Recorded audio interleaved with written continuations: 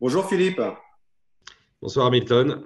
c'est vraiment un plaisir de t'avoir avec nous sur ce webcast autour de la transformation numérique. C'est aussi une chance parce que il y a aussi un background et une expérience autour des sujets de transformation numérique et plus particulièrement de la cybersécurité dans le chemin de ce parcours que tu as depuis plusieurs années.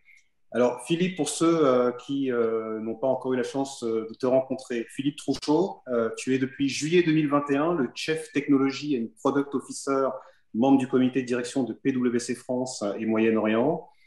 Tu es également responsable de l'activité cyberintelligence développée à l'échelle de la région IMIA. Et tu es expert reconnu donc en cybersécurité et également auteur de plusieurs ouvrages, dont la cybersécurité au-delà de la technologie, lauréat au passage du prix du Forum international de la cybersécurité. Grand plaisir encore une fois de t'avoir avec nous sur ce webcast où on essaie de comprendre et de, on va dire, craquer le code, comme on dit en anglais, de cette question autour de la manière dont la transformation numérique peut apporter finalement du progrès et puis finalement aussi des éléments qui participent au bénéfice de la société. Ravi d'avoir évidemment l'opportunité d'échanger avec toi sur ces sujets, Philippe. Écoute, merci beaucoup Hamilton. Merci de ton invitation pour cette séance finalement de partage et d'échange. Et puis un remerciement encore plus appuyé pour cette initiative que je trouve très intéressante et j'allais dire salutaire d'une certaine manière au vu des questions que chacun ne manque pas de se poser sur nos sujets en fait. Voilà, alors comme le veut l'usage, j'ai évidemment, étant consultant, préparé quelques slides. Et étant consultant, j'ai évidemment mis pas mal de chiffres dans ces slides, mais je vais essayer de les commenter et donc vous faire part de ce que je peux observer sur le marché ou ce que je peux observer dans différentes études. Pour parler finalement de digital, de transformation digitale et de technologie, on est dans une situation d'appétence des entreprises que l'on n'a jamais vu à finalement l'acquisition de technologies, ce qui se retrouve très bien dans les différentes études. Vous avez là quelques chiffres. J'ai essayé d'éviter d'avoir trop de slides, mais j'aurais pu commencer par dire que dans le CEO Survey qui est fait par PwC, qui est une étude qui est généralement présentée comme une introduction au forum de Davos et qui se base sur des interviews que des associés comme moi mènent auprès de dirigeants partout dans le monde, on relève qu'à plus de 72%, la première priorité des CEO dans le monde, quel que soit leur secteur d'activité ou quelle que soit leur géographie, c'est l'investissement dans la technologie. Et ce que l'on voit là dans ce slide, c'est que non seulement ils ont cette extrême appétence à la technologie, mais ils entendent bien, et je vais l'illustrer dès le slide suivant, renforcer ce niveau d'investissement. Et avec une immense, j'allais dire, frustration, mais ou en tout cas un constat sur le marché, c'est que cet investissement, il est toujours vécu, quel que soit le secteur, et en particulier pour les incumbents, comme étant un investissement extrêmement urgent. Voilà, dans toutes les industries, dans tous les secteurs d'activité, il y a des ruptures dans les chaînes de valeur qui sont toujours liées finalement à des nouveaux entrants qui ont une maîtrise beaucoup plus forte de la technologie, donc des delivery modèles beaucoup plus lean et qui viennent perturber tous les acteurs historiques. Donc il y a ce sentiment d'urgence, voire je dirais post-Covid, d'extrême urgence à l'investissement dans la technologie. Quand on prend les commentaires en off, c'est souvent considéré comme un enjeu de survie. Voilà. Donc voilà pour le contexte. Si maintenant on donne des éléments un peu plus chiffrés là-dessus, on est aujourd'hui à un niveau de dépenses ou d'investissement dans la technologie qui se situe à peu près autour des 5 000 milliards de dollars par an. Et on va très vite, d'ici 3-4 ans, suivant les études, passer à 10 000 milliards de dollars d'investis dans la technologie.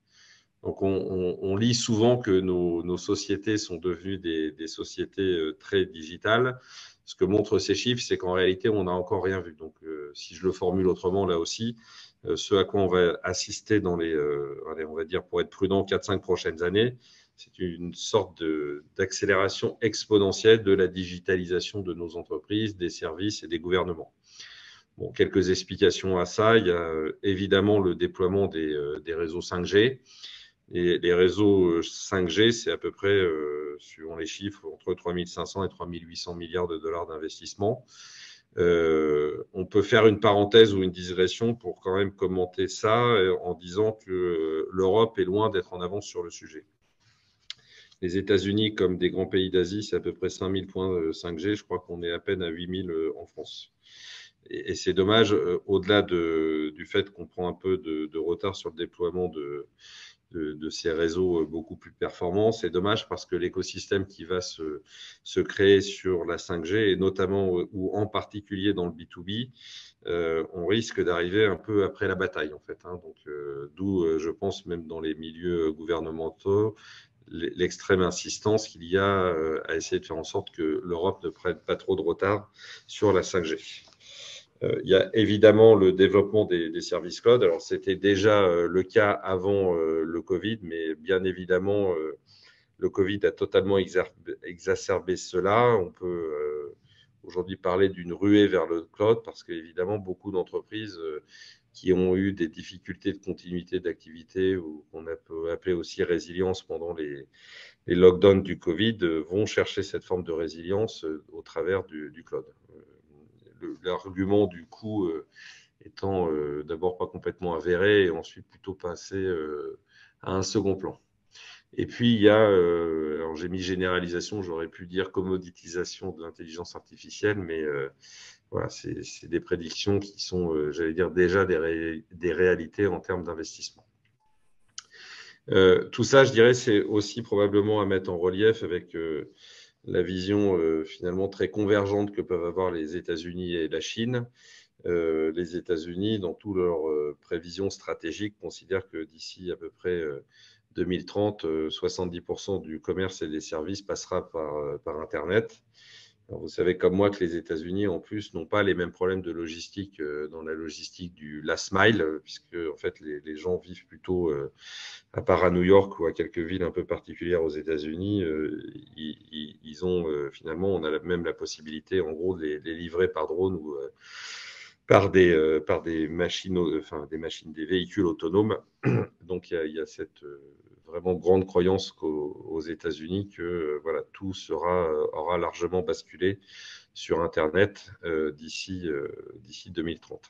Je pense, c'est un commentaire personnel, que ça va même aller beaucoup plus vite que ça. Et quand on regarde la vision de la Chine, et notamment les routes de la soie ou les nouvelles routes de la soie, alors la Chine a un problème de logistique un peu plus exacerbé que les États-Unis. Alors ça, je pense que vous avez tous lu ce projet, on voit bien tout ce qu'ils sont en train de faire en termes de logistique, mais d'un point de vue finalement digitalisation de la société, des services et des commerces, ils ont très précisément exactement la même vision ou les mêmes prévisions que les États-Unis. Voilà. Ça veut dire aussi que ces pays-là et parmi leurs grandes entreprises consacrent énormément d'argent à préparer cette mue vers des sociétés, j'allais dire, full digital. Un chiffre qui m'a beaucoup marqué, Alibaba consacre non pas 20% de ses bénéfices, mais 20% de ses revenus à l'innovation, à l'acquisition de startups et de technologies. Donc, ce qui montre l'extrême motivation à basculer vers ce modèle. Et donc, évidemment, tout ça, comme j'ai essayé de l'indiquer tout à l'heure, pour les acteurs historiques, les incumbents, comme on les appelle, en termes anglo-saxons, bah, ça crée beaucoup de stress dans leur chaîne de valeur. Et même si ça ne disrupte pas complètement leur chaîne de valeur, ça a quand même la caractéristique de leur imposer des milliards d'euros ou de dollars d'investissement et de traîner quand même leurs profits vers le bas, compte tenu à la fois de ces investissements et le fait qu'il y a des nouveaux entrants qui ne disruptent pas forcément leur chaîne de valeur, mais qui s'avèrent être des compétiteurs qui ont des delivery models, encore une fois, beaucoup plus lean. Donc voilà, encore une fois, pour le contexte et en synthèse, finalement, comme je le disais, on n'a encore rien vu de la digitalisation de nos sociétés. Bon, voilà, j'y reviens pas. Ce phénomène d'investissement dans la technologie, il est exacerbé par le Covid, où il a été exacerbé. Et puis, il y a cette croyance qui est, j'allais dire, quasi mystique, que c'est là-dessus que l'on va finalement avoir des bénéfices en termes d'efficience. Pour là aussi, sur l'efficience, citer quelques chiffres. Qui sont publics, entre guillemets. Si vous prenez une chaîne de montage d'un A320 chez Airbus, le fait de la digitaliser, d'abord, ça embarque, pour donner là aussi quelques chiffres, ça embarque à peu près 1 million d'objets connectés sur la chaîne. Donc, c'est quelque chose d'incroyablement technologique. Et ça permet à peu près 2% de gain, 2 à 3% de gain d'efficacité par an sur ces chaînes de montage du flagship d'Airbus qui est la 320. Donc, le commentaire qu'on peut faire, c'est que même s'il y a plein d'inconvénients à la technologie, plein de craintes pour les entreprises, que la motivation vienne des nouveaux entrants ou que la motivation vienne d'une nouvelle expérience client, de gains de productivité dans l'industrie, l'appétence, en tout cas c'est une prédiction personnelle, l'appétence des entreprises à la technologie n'est pas près de se tarir. Voilà. Ensuite, évidemment, ça crée des disruptions, y compris dans la société et auprès de nos citoyens. La première disruption, c'est évidemment finalement, j'allais dire, le rapport traditionnel à la richesse et au rôle des États. Là aussi, je vous apprends rien, mais enfin, finalement, le rôle extrêmement le plus régalien d'un État, c'était être capable de battre monnaie et de lever l'impôt. Donc, quand on a pris ça, on voit que battre monnaie, c'est quand même considérablement disrupté par les crypto-monnaies et lever l'impôt. On voit tous les débats qu'il y a en Europe. On voit que justement ces grands acteurs de la technologie, on a, même si on essaye, notamment en Europe, d'améliorer les choses, on a quand même de grandes difficultés à lever l'impôt. Et le troisième rôle très régalien quand même des États, c'était la sécurité. Et on voit que le monde digital est en train là aussi de battre ça en brèche, puisque finalement la sécurité, et notamment la cybersécurité, ben, c'est finalement un phénomène mondial. Les attaques ne sont plus locales. Donc là aussi, ces trois rôles très régaliens des États, ils sont absolument battus en brèche. Je vais y revenir bien évidemment. L'emploi, il y a beaucoup d'études extrêmement précises qui montrent très bien qu'aujourd'hui, les premiers emplois qui sont menacés par la robotisation, l'intelligence artificielle, c'est très précisément ceux des classes moyennes inférieures, dont on voit que dans toutes les économies développées, c'est quand même cette catégorie-là de la population qui a le plus souffert ces 10-15 années, soit des phénomènes de globalisation, soit des phénomènes de délocalisation. Donc les pronostics sur l'emploi ne sont pas forcément des meilleurs quant à la digitalisation de nos sociétés. Alors, je fais une petite digression. On pense souvent que la technologie est très créatrice d'emplois. Les seules statistiques fiables qu'on a, c'est aux États-Unis. Et on voit, en fait, c'est un statement qui est loin d'être exact, parce qu'on voit très bien on a des statistiques aux États-Unis sur le sujet depuis 1965. Et on voit très bien qu'en fait, l'emploi dans la technologie aux États-Unis, il est relativement flat. En fait, depuis 1965, le taux d'emploi dans la technologie, ramené à la population globale des États-Unis, il oscille entre 4 à 6%. Mais donc, c'est pas très clairement la technologie n'est pas malgré tout ce niveau d'investissement, je vais y revenir pour l'Europe et plus précisément pour la France, mais à un niveau macro, il n'est pas un grand pourvoyeur d'emplois. C'est moins vrai en Europe. Pourquoi? Parce qu'il y a un effet retard dans l'investissement technologique et puis les concepts de Startup Nation qui ont quand même amené beaucoup d'argent et donc beaucoup d'innovation sur le marché, qui nécessite évidemment beaucoup d'ingénieurs. Donc, il y a ce que je disais, les États-Unis ne se vérifient pas complètement en ce moment en Europe et en particulier en France. Tout le monde court après les ingénieurs, mais là aussi, c'est une tranche extrêmement faible de la population. Évidemment, cette digitalisation, ça expose à une nouvelle classe de risque. J'ai évoqué la sécurité, mais il y a aussi les problématiques de résilience. On le voit dès qu'un simple réseau social tombe en panne, ou à une interruption de service, ça crée tout un tas de conséquences qu'on n'imaginait pas. Il y a des gens qui surveillent les malades grâce à WhatsApp ou grâce à Facebook, donc il peut y avoir des conséquences assez dramatiques. Et dans les scénarios les plus affolants, il y a évidemment la notion de scénario de risque systémique lié à la cybersécurité. Donc, nombreux sont ceux qui prédisent que la prochaine grande crise mondiale sera une crise cyber. Alors, je pense qu'on a les moyens de l'éviter, mais c'est quand même un scénario, c'est peut-être un black swan, mais en fait, c'est quand même un scénario qui est possible. La santé, encore une fois, je vais revenir dans le détail, mais la santé, c'est à la fois une source d'espérance parce qu'on voit typiquement que l'intelligence artificielle peut améliorer considérablement la qualité des diagnostics et l'accompagnement des patients, mais c'est aussi une crainte parce que c'est une façon, en tout cas, il y a une crainte raisonnée ou pas que la digitalisation des systèmes de santé soit une perte potentielle liée à la vie privée, ce qui fera la transition avec le cinquième point. On le voit, il y a eu d'ailleurs des arrêtés ou des avis de la CNIL sur, par exemple, la reconnaissance faciale, alors qui attire beaucoup, par exemple, les publicitaires, parce qu'on est dans les rêves de tous les marketeurs, parce que, évidemment, quand on sait faire de la reconnaissance faciale, on est dans la quintessence du marketing one-to-one, mais bien évidemment, ça pose plein de problématiques éthiques qui sont d'ailleurs perçues très différemment suivant les plaques géographiques dans lesquelles on se situe dans le monde entier. Voilà, alors je vais passer au chapitre finalement pour essayer de répondre à la question qui était posée, source d'espérance ou de valeur pour la société. On voit que le sujet finalement de la monnaie et des richesses, c'est évidemment une peur, j'allais dire presque panique pour certains États, comme ça peut être une opportunité pour d'autres comme le Venezuela. Mais on voit quand même très clairement que ça perturbe considérablement le secteur financier et que finalement, on n'a pas tout à fait encore en tête, probablement parce que c'est insuffisamment communiqué dans les médias au grand public. Mais typiquement, les volumes de règlement annuel en Bitcoin, c'est déjà 4 fois supérieur à ceux qu'on fait avec Visa, en fait. Donc, c'est d'ores et déjà une réalité économique extrêmement forte, ces paiements en crypto-monnaie. Donc, si on prenait la tendance, ça veut dire qu'on peut se retrouver demain, c'est-à-dire d'ici 5 ou 6 ans, voire 10 ans, si on veut prendre un horizon de temps un peu plus long, dans un monde où les crypto-monnaies seront reines, en fait. Et c'est aussi, alors j'ai un petit pense-bête pour ne pas oublier, les fonds qui sont transférés au travers des crypto-monnaies, c'est déjà 6% de ce qui est opéré par la Fed. Donc là aussi, ça donne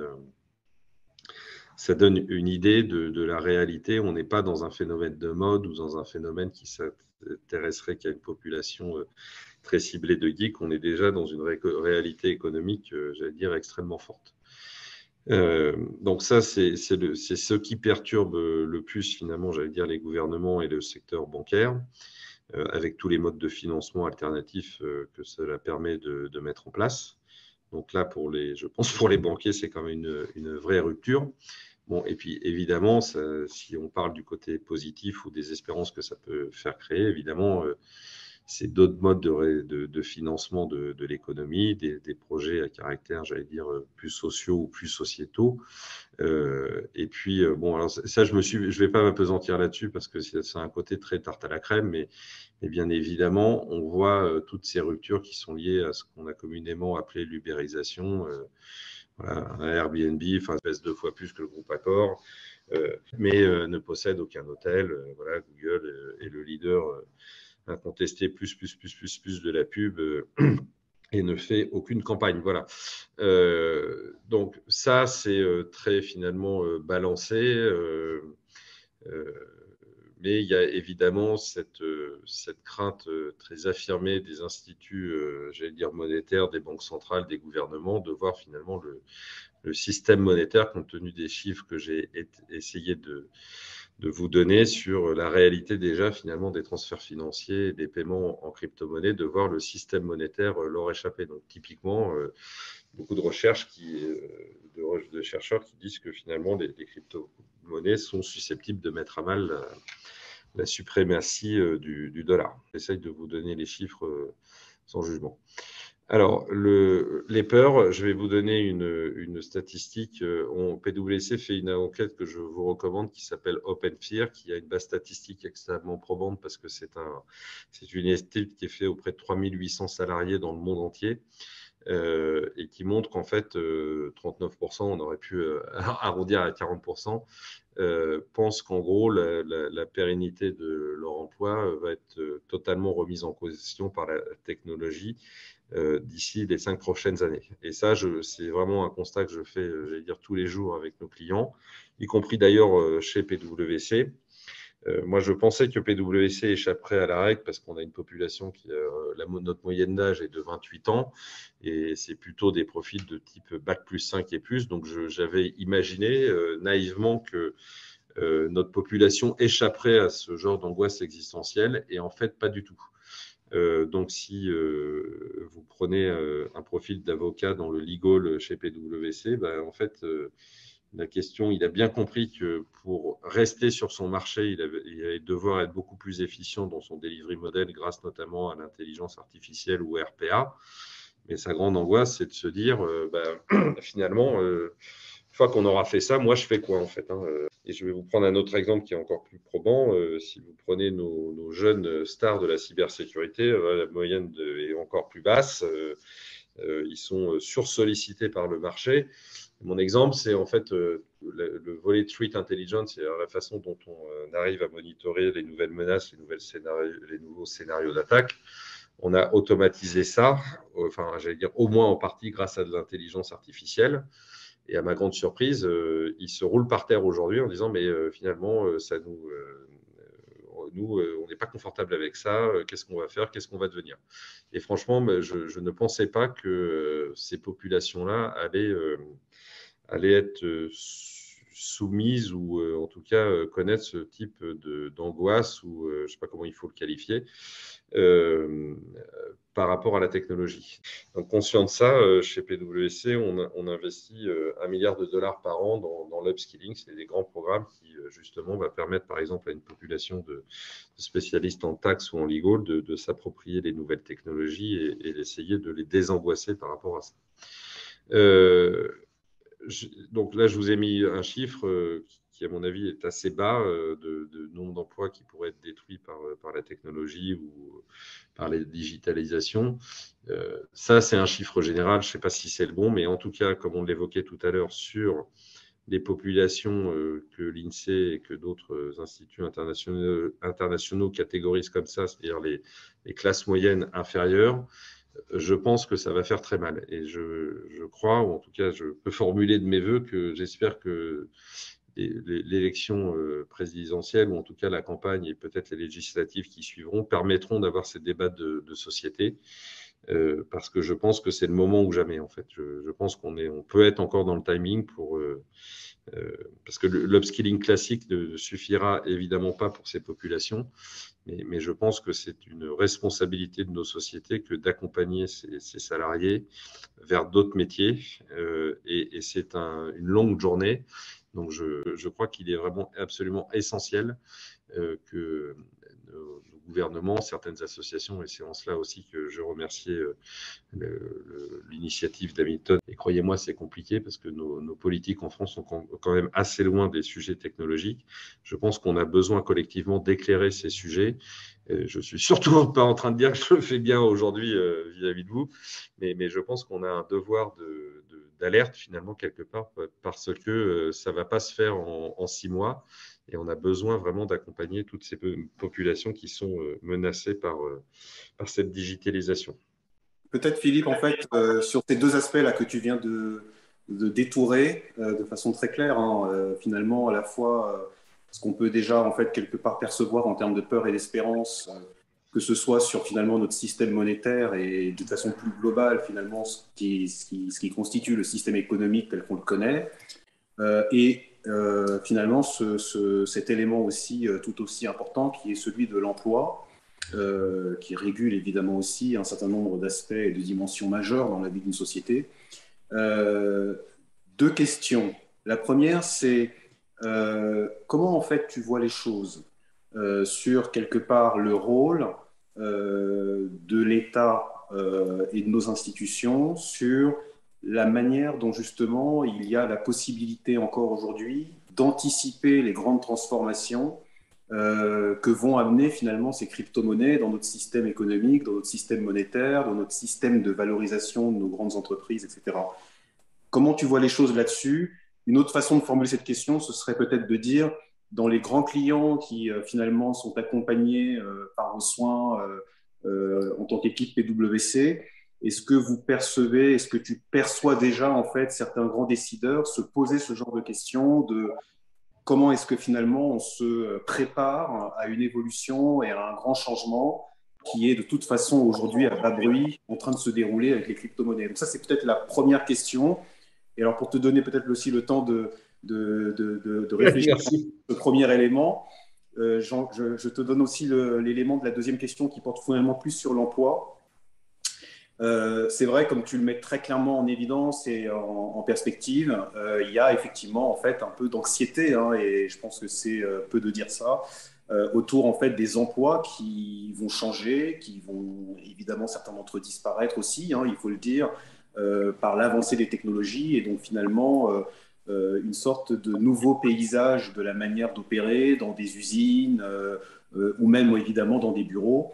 Et comme tu l'as très bien souligné, on voit bien aussi que certains métiers qui pensaient peut-être être quelque part peu, voire pas concernés par ces changements à venir, peut-être du fait d'avoir peut-être des métiers, on va dire, très, très intellectuels au sens de la réflexion ou de l'analyse ou de la prise de décision, on voit bien aussi que finalement, ça percute hein, ce niveau aussi d'emploi, quelque part dans beaucoup d'industries.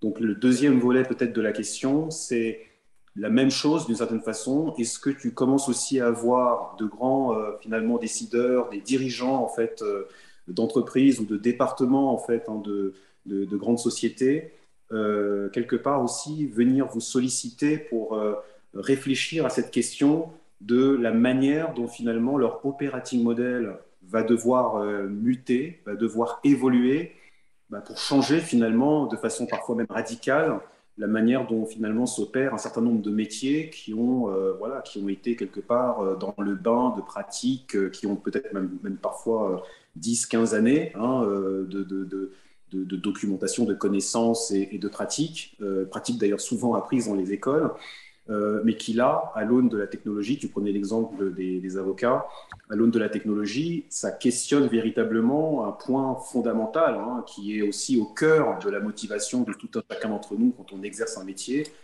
qui est ma valeur ajoutée. Quelle est ma valeur ajoutée dans le métier que je fais? Ce point étant évidemment connecté avec un autre important, enfin, un autre sujet important qui est quel plaisir je trouve à faire mon métier ou à exercer mon métier. Donc voilà, deuxième volet de la question, c'est finalement un petit peu le pendant entre guillemets de la première. Est-ce que tu commences à voir arriver ces questions à l'agenda des CEO, des décideurs sur comment on va finalement se réinventer dans mon entreprise différents métiers qui s'exercent finalement de la même façon depuis des décennies. Alors évidemment, on a optimisé, on a amélioré, on a trouvé des gains de productivité, on a automatisé certaines choses.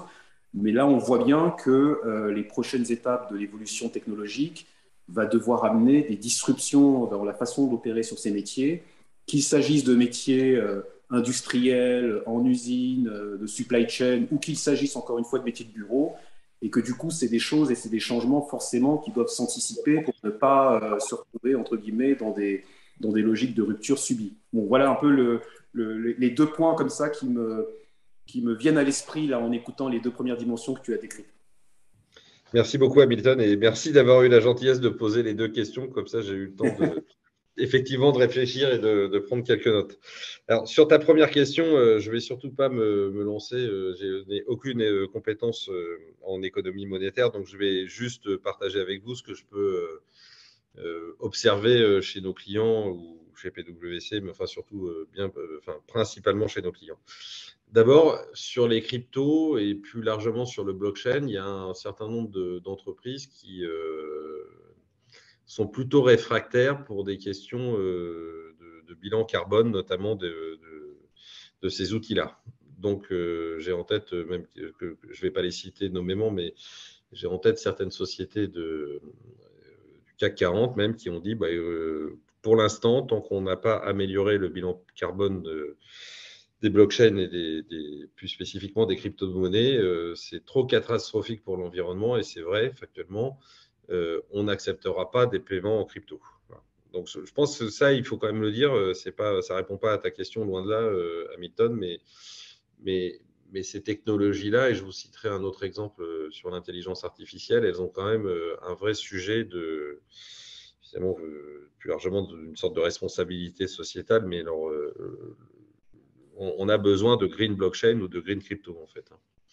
Et ça, je travaille pas mal avec certaines écoles, notamment sur le plateau de Saclay. J'étais très surpris qu'il y a une école d'ingénieurs très prestigieuse sur le plateau de Saclay qui a vu des étudiants de deuxième année refuser d'aller, dixit leurs propres mots, de subir des cours d'intelligence artificielle. Ils ont mis en avant deux raisons. Un, le bilan carbone de l'intelligence artificielle, et deux, le fait que ça allait manger trop d'emplois dans les classes moyennes inférieures. Voilà. Donc, d'une certaine manière, on en est quand même là. Ce que l'on voit, c'est finalement, par rapport à ces ruptures de vue des entreprises, c'est il ne faut pas que je me fasse des intermédiaires, en fait. Et donc, la réponse qui est finalement assez traditionnelle, et on le voit très clairement dans le secteur bancaire, c'est je dois, grâce justement à la technologie, ça reboucle, améliorer mon expérience client. Et ça, on le voit dans tous les secteurs d'activité. Si vous prenez le luxe, le retail, la banque, enfin, je ne vais pas citer par plaisir tous les secteurs d'activité, bah, c'est la seule solution que j'ai de m'en sortir, de ne pas me faire des intermédiaires, y compris d'ailleurs pour les acteurs qui sont eux-mêmes des acteurs du paiement, c'est de considérablement progresser dans mon expérience client et de faire du sans-fil dans le multicanal.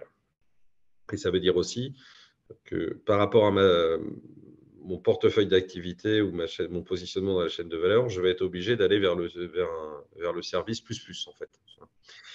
Donc ça, je sais que je réponds très mal à ta question parce que je n'ai pas de vision ou en tout cas, je ne me lancerai pas dans un développement là-dessus sur comment les gouvernements prévoient de réagir. Mais en tout cas, vraiment, là, en résumé, je vois deux réactions. Un, ceux qui finalement sont plutôt dans le refus des crypto-monnaies, du blockchain compte tenu de leur bilan carbone. Mais là, j'ai une anticipation assez évidente, c'est que ce problème sera, à mon avis, assez rapidement traité. Et puis ensuite, la réponse, vraiment, c'est je garde le client parce que j'améliore considérablement l'expérience et les services. Vous avez peut-être entendu comme moi la nouvelle présentation du plan stratégique de Carrefour. Là, je peux le citer parce que j'ai fait comme tout le monde, j'ai écouté. C'est très frappant pour moi de voir que voilà, la première priorité, ça revient à l'introduction que l'on faisait ensemble, c'est la technologie. Et donc, Carrefour a annoncé qu'ils allaient consacrer plus de 3 milliards d'euros à des investissements dans la technologie. Donc, je sais que ma réponse est déceptive, Hamilton, et je m'en excuse parce qu'encore une fois, je suis loin d'être un spécialiste de l'économie monétaire. Non, ce qui est intéressant dans ton point de vue, en fait, Philippe, c'est que en réalité, aujourd'hui, et à l'aune, en fait, encore une fois, en l'occurrence, de ce que tu peux avoir comme conversation avec un nombre de grands décideurs, finalement, c'est d'une certaine façon une position un petit peu défensive, en fait, qui est de dire, le but, c'est d'éviter d'être disrupté. L'objectif, c'est de faire les investissements les plus pragmatiques et les plus utiles qu'on peut faire en pariant sur la technologie, mais dans une certaine mesure pour améliorer et aller chercher finalement les points de valeur ajoutée supplémentaires que la technologie peut apporter, et notamment pour finalement augmenter quelque part ce qu'on appelle l'expérience client.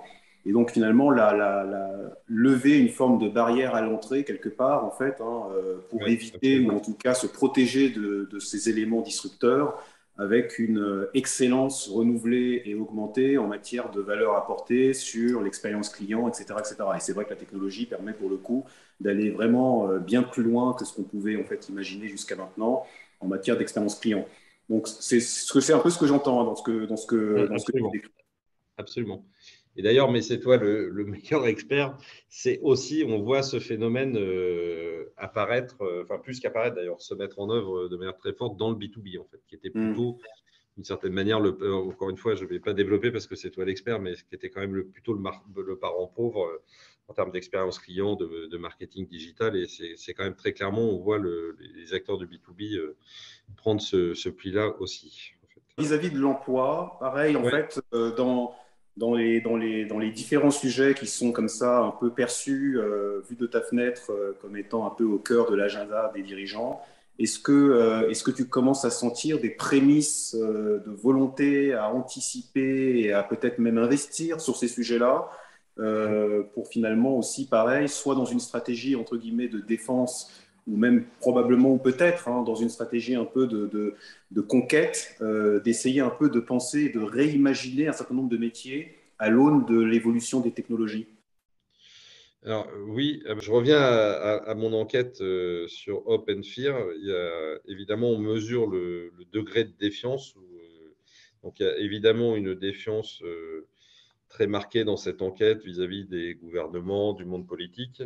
Et ce qui émerge de manière très forte, c'est la confiance que les gens gardent dans l'entreprise. Donc, par rapport à ces sujets d'upskilling, d'évolution de la société, l'agent économique auquel les gens font confiance, c'est l'entreprise.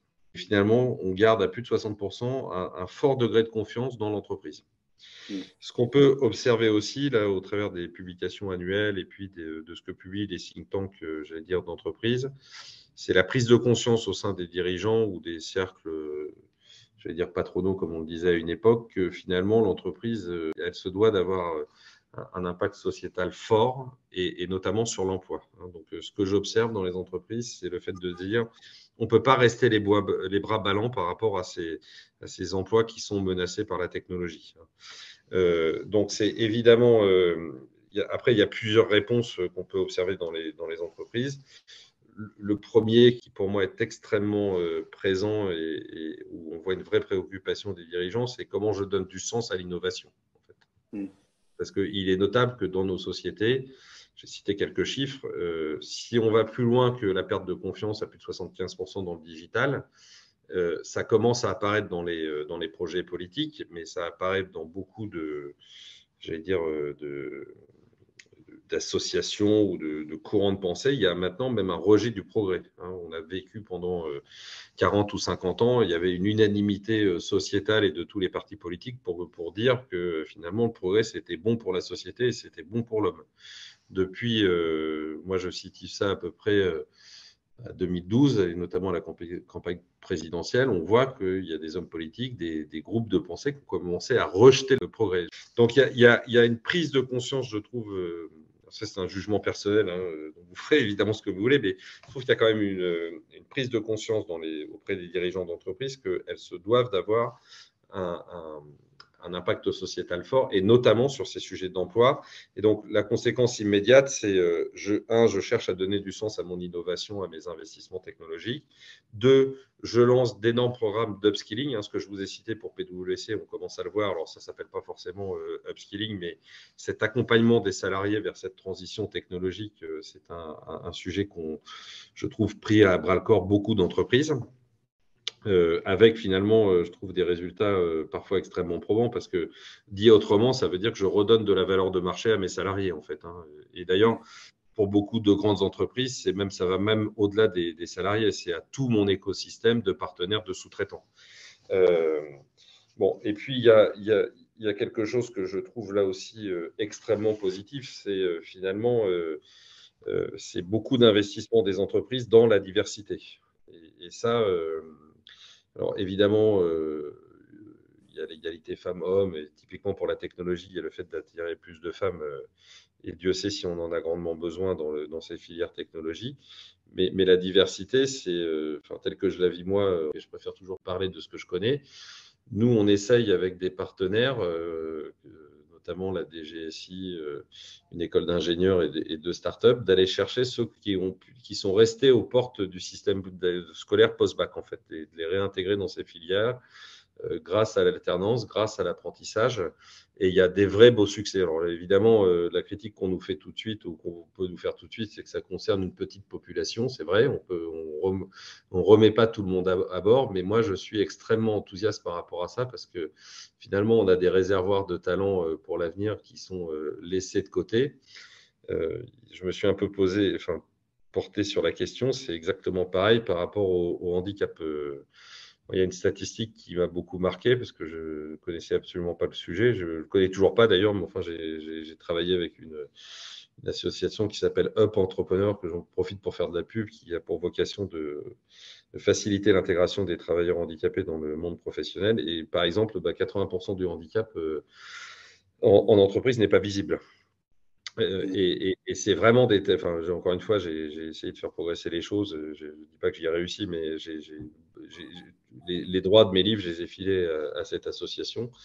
Et donc, j'ai été amené à les côtoyer. Et j'ai eu une forme de révélation parce que c'est des talents différents, mais dont on a vraiment besoin en entreprise, en fait.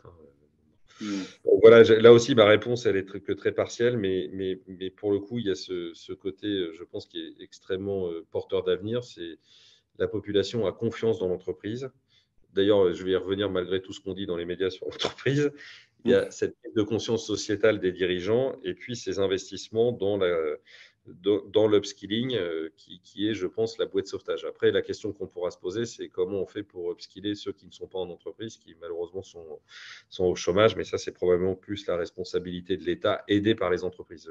Je ne crois pas une seconde que l'État solutionnera tout seul le problème. Je pense qu'au contraire, l'État doit plutôt s'appuyer sur le savoir-faire des entreprises en matière d'upskilling et d'apprentissage. Ça, je suis absolument convaincu. Et non pas que je sois un libéral forcené, mais je pense que l'État n'a pas ce savoir-faire et ceux qui détiennent ce savoir-faire et qui ont la motivation d'ailleurs à l'exercer, c'est les entreprises.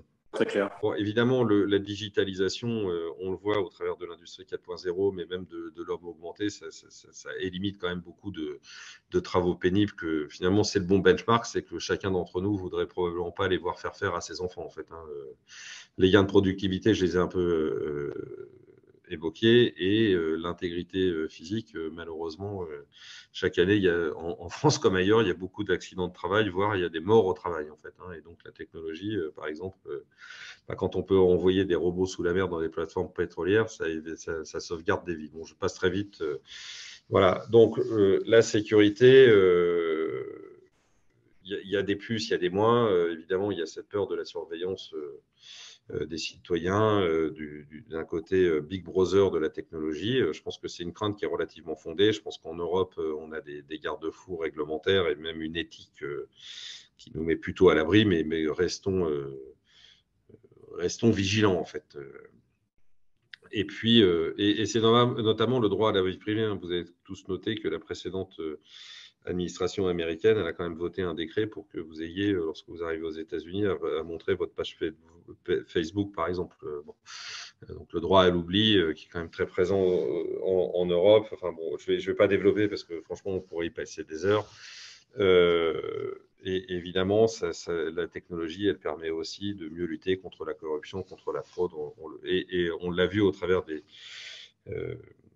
finalement des associations de journalistes indépendants. L'accès à la data, ça permet de révéler un certain nombre de scandales. Donc, il y a du plus, il y a du moins, je ne m'étends pas là-dessus, c'est, je pense, des choses assez connues. La santé, finalement, la confiance, malgré tout ce qu'on entend, tout ce qu'on peut voir sur le vaccin, il y a quand même une croyance chez les Français maintenant, que je pense est liée aussi à l'effet Covid, que la technologie peut apporter beaucoup dans le secteur de la santé. Le développement de nouveaux traitements qui est grandement facilité par la technologie. Quoi qu'on en dise, on a battu des records en termes de temps de développement d'un vaccin. Les espérances, voilà, c'est une statistique connue, une intelligence artificielle. En réalité, c'est plutôt du deep learning si on veut affiner un peu. Elle arrive à avoir des niveaux diagnostiques sur certaines pathologies, comme celles qu'on ne veut pas avoir. Je ne vais pas les citer pour ne pas nous porter la poisse, qui est 1 million de fois plus précis que celle d'un radiologue, en fait. Notamment quand on est au early stage. Voilà, ça, je vais m'y attarder un tout petit peu. On peut presque conclure là-dessus. Je pense que ce qu'il faut avoir en tête quand on parle de technologie et de confiance. C'est qu'en fait, ça, je l'ai un peu étudié. Il y a une université américaine qui l'étudie beaucoup plus précisément que ce que je peux faire. L'image de la technologie qui est véhiculée dans les médias auprès du grand public, c'est systématiquement négatif. Donc, les gens de ma génération, l'intelligence artificielle, l'image inconsciente, c'est celle de 2001, l'Odyssée de l'espace, c'est-à-dire une méchante intelligence artificielle qui prend le contrôle d'un vaisseau. Plus récemment, c'est des trucs comme Black Mirror. Et en fait, on communique, quand on communique sur la technologie dans les médias, c'est souvent sur des crises cyber, sur des scandales. Enfin, j'ai mis scandale, c'est peut-être pas le bon terme, mais sur des points qui sont toujours extrêmement négatifs. Donc, pour illustrer le propos, il y en a d'autres, des exemples. Si vous prenez les Google Cars, c'était considéré il y a 5-6 ans ou peut-être un peu plus, il y a 7-8 ans comme des bijoux de technologie aux États-Unis. Maintenant, même sur la côte ouest, Google n'arrive plus à les faire rouler parce qu'on les caillasse ou on leur crève les pneus. Donc peut-être un exemple qui m'a frappé, c'est le compteur Linky. Quand on voit son lancement, à l'époque, c'était Arnaud Montebourg qui était ministre de l'économie. On dit ben voilà, Linky, c'est le génie technologique français. Ça va créer 45 000 emplois pour poser tous ces compteurs. Bon, quand vous regardez maintenant ce que c'est devenu, il y a beaucoup de fake news liées à la santé, aux soi-disant émissions et compagnie. Donc on voit qu'en fait, le même objet, en fait, qui était encore une fois médiatisé, vu comme un bijou de technologie, comme quelque chose qui allait faire économiser 4 tranches nucléaires, bah, le même truc, en fait, il a maintenant une exposition médiatique effroyablement négative. Donc, je pense que quand on parle de confiance et de faits de société liés à la technologie, c'est ça qu'il faut avoir en tête. Et pour conclure, il y a aussi ce risque systémique et finalement, le poids économique de la cybersécurité, c'est 1000 milliards, ça coûte 1000 milliards par an à l'économie mondiale. Si on ramène ça au subprime, on peut, avec quelques raccourcis, se dire que finalement, la cybersécurité, c'est à peu près l'équivalent de la crise des subprimes une fois tous les 3 ans ou tous les 2 ans, suivant ce qu'on compte. Donc, ça pèse déjà beaucoup dans l'économie mondiale. Pour rester dans les temps, je me propose de m'en arrêter là et je te renouvelle tous mes remerciements de m'avoir convié à cet échange, Hamilton, et de m'avoir posé ces questions. Je reste à ta disposition, bien évidemment.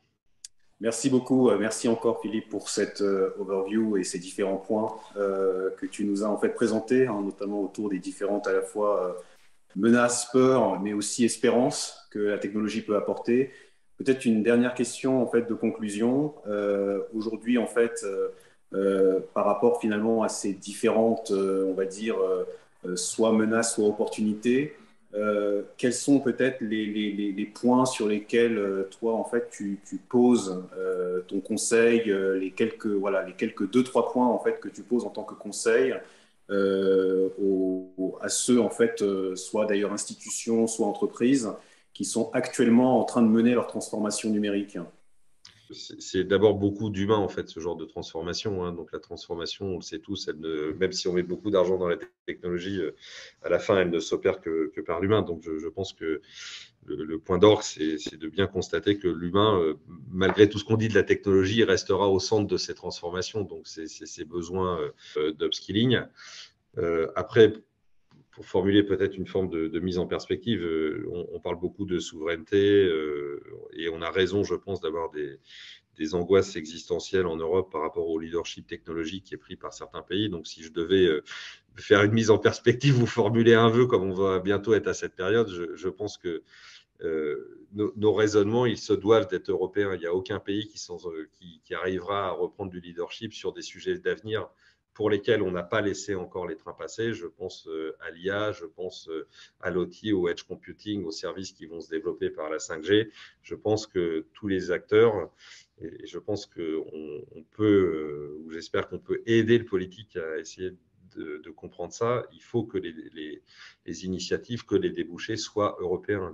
Il n'y a aucun pays européen qui pèse suffisamment dans l'échiquier mondial de la technologie pour qu'on ait un succès lié à un pays. Autant je suis fondamentalement convaincu qu'on peut avoir des formidables succès européens compte tenu de notre savoir-faire. Et en particulier en France, on est un territoire d'écoles d'ingénieurs, donc voilà, on a les cerveaux, mais si on a des initiatives européennes, à l'image d'ailleurs de ce qui s'est fait il y a très longtemps maintenant pour Airbus. Airbus, c'est un projet européen et je pense qu'on est tous très heureux d'avoir Airbus, mais ça a été européen. Et je pense que Si on est capable de choisir, parce qu'on ne sera pas bon sur tous les domaines de la technologie, mais si on est capable de choisir en fonction de nos zones de force, l'Europe peut reprendre un leadership sur certains sujets, dont notamment la cybersécurité ou le edge computing ou l'industrie 4.0. Très clair. Merci beaucoup. À très vite sur ces terrains de jeu où je pense qu'on a encore beaucoup à faire et beaucoup à construire. Merci encore. Absolument. Merci Hamilton, merci de cet échange. À très bientôt. Très bientôt.